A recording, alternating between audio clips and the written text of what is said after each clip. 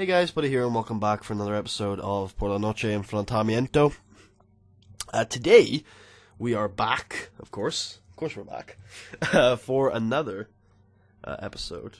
Oh my god, what am I on about? Alright, we're back for another episode of Por la Noche Enfrentamiento, and yeah, we got a couple things, new arc, new month, good stuff, and we're gonna open up with a pretty big little segment. So I think we're going to have Finalizando be number one in this one. I think it's going to pop up to Nicholas Lopez, who, yeah, we're going to have him talk. Now, this is going to be a big fucking segment. So, one sec. Sorry about that, I needed to cough. So, Finalizando is back in OLLIE. He's back in the arena. He's in the Arena Mexico, wherever we record. And he goes, not the Arena Mexico, it's far smaller than that. We pop out, he goes straight to Nicholas Lopez. In fact, I think the show opens with him in like the parking lot. He's just marching to Nicholas Lopez. And he says to him, "Have you seen what is going on out there?" Of course you have. It's everywhere. How can you miss it? You're here because this is safe. And Nicholas is, like, very shocked. He's like, what the hell is this guy in this dragon mask doing in my locker room? And he, like, backs away and kind of, like, looks ready to defend himself. And Finalizando says, there are armies of undead creatures, the vilest of individuals stalking the streets of Mexico. It is a plague out there. And you know why this is the one place in Mexico that is safe right now? And he points at the gold, he points at the title.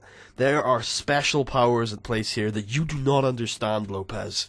And he then goes on to explain pretty much what we learned about a couple of months ago with TEW Vida and the powers of life, and how the titles are representative of each dragon god. And then he says that those undead creatures, those creatures of shadow, they do not react well to the immense powers beyond their comprehension that are here. That is why only the strongest three have arrived here at the shores of OLLIE, and that is why we are safe. But all of Mexico is not safe. The shadow energy is out of control. It will soon spread beyond Mexico. There will be undead rising throughout the world, and we need to stop this. And Nicholas Lopez looks extremely confused, and he says, I don't know what you're talking about, but I'm pretty pissed at the demons right now. And so, if you're asking me for some help on taking them down, then you've got it. And Finalizando says it's more than that. You can't be on this on a base level. You need to understand why we're doing this. Every championship belt has a specific day where its powers can be used for greater purposes. First of all, we need to find the dragon god of life, TEW Vida. And second of all, you need to hold that championship belt until the Nacional de Lucha show next year. That is when we can use that. Oh, actually, no, I'm wrong. So, we don't need TEW Vida, my bad. So, Nicholas's belt, my bad. The life one is the trios titles. Nicholas's belt is the death championship. And he says, so we don't need to find TEW Vida. Ignore the TEW Vida thing. TEW Vida is once again not going to be on screen for a while. But he says, I will use my powers as Finalizando and channel them through your championship belt, but you need to hold it until the Nacional de Lucha day next year. Because then and only then will I have enough power granted to me through the championship belt to wipe out the army of the dead. I will use my powers to destroy every single undead creature out there. But there's a catch with all Lucha Libre titles and their powers. You can't just dodge title matches. You can't just dodge everything. There is a reason why this is a special place. This is one of the most special places in the world. It is a holy place. OLLIE is very special. It is because they have these powers granted by us gods, dragon gods, and even we don't fully understand them, but it is this pact that gives them their power. It is the pact between the gods and the people, and that pact is known as Lucha Libre.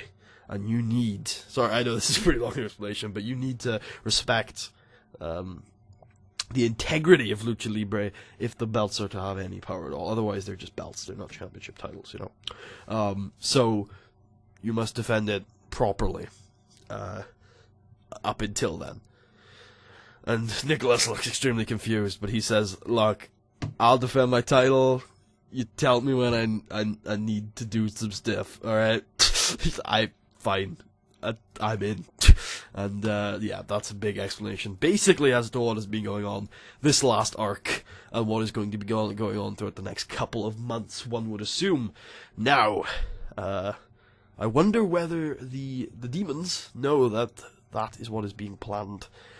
So, we also have another angle, which, yeah, probably we'll do right here.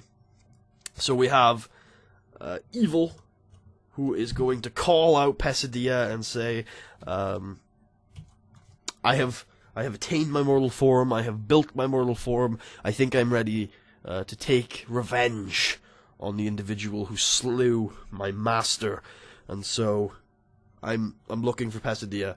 I don't know where you are, but I want you to come out here and fight me one-on-one within the confines of Lucha Libre, and I will get my revenge. And out comes Cosmic Rider, who says, if you want to get to Pesadilla, you have to go through me first. There we go. That works for me. So, aside from what the matches for this week are completely open, like I had pretty much no ideas, but we can do what I think is going to become a very common filler match, so apologies if it's not something that excites you. Hopefully it does. I like the concept. I think it's quite cool.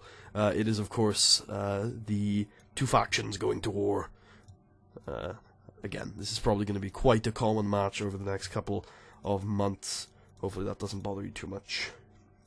So, I'm actually gonna, like, go full on this week, with, I think it's 2 who isn't booked. I'll check. Yeah, it's 2 who isn't booked. Oh, this guy, by the way, I like his bio. Let me read it to you before he, like, debuts. It's gonna be a while, though. So this is, I think it might be an El Generico reference, but there's the bio if you want to pause and read it. I'm sure we will have some... I think I have some ideas for storylines I want to do with him, but there's a couple things, people that need to become free before that storyline can happen. A lot of people are not available, or, you know, for one reason or another, whether it be storyline or not, to actually put into, like, a feud with him, and I've got a couple of feud ideas with him. So, in line, I feel, with the whole opening run. I think those angles can probably run the show. Actually, I'm probably going to put that on second to last. In line with the whole opening of the show, where Nicholas has to defend his back. Actually, I got an idea. Yeah, I was like, in line. No, don't listen to anything I just said. No, nothing about what I just said is actually the case. How about that? Mr. Lucha 3 versus Phoenix 2 in a semi-solid main event tonight. Alright. He is good. By the way, he is figurehead material, but he's not over enough. I don't even know if I've been burned too many times now by that figurehead thing, so... Okay, Mr. Lucha 3 to go over. Open, called, slow built. I'm gonna make this one decisive. Could make it tainted, but Phoenix isn't particularly worth protecting. And, yeah, after the match, Mr. Lucha 3 is going to say... actually, I don't think this... No, actually... No. Nope. What was he going to say, you wonder? Well, you might find out in the future, who knows. So yeah, that's the show. Hopefully you enjoyed the explanations. I think it's heating up quite nicely. Welcome to the next arc, the December arc, which is entitled Revenge. In a 76B-. This is a little surprising. Nicholas Lopez is really good. I guess Fina Lozando is not quite that good on the mic. Alright then. And then a 47D, as these two go at it. I think this might have been their worst match so far, but I don't think it was that bad. And then in another 47D, which is pretty good, to be fair, for a singles match, which I was expecting, like, especially, like, look, you had a 10. I was expecting a couple of these guys to struggle in singles, but that's not too bad.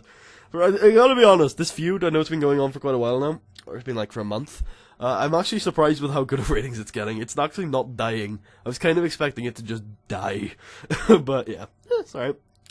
And then I think we're on to the main event. Nope, angle. Of course, I'm always forgetting. I'm always forgetting these angles. So yeah, Evil calls out Pesadilla and says, it's finally time for me to take revenge. And, yeah, make you pay for slaying the mortal form of my master. Cosmic Rider comes out, says, brah, gotta go through me first. Main event, ADB, very good. Mr. Lucha 3 defeated Phoenix 2. 2 falls to 1. Final fall happening with a third strike. Mr. Lucha carried Phoenix a bit here, which is, to be expected.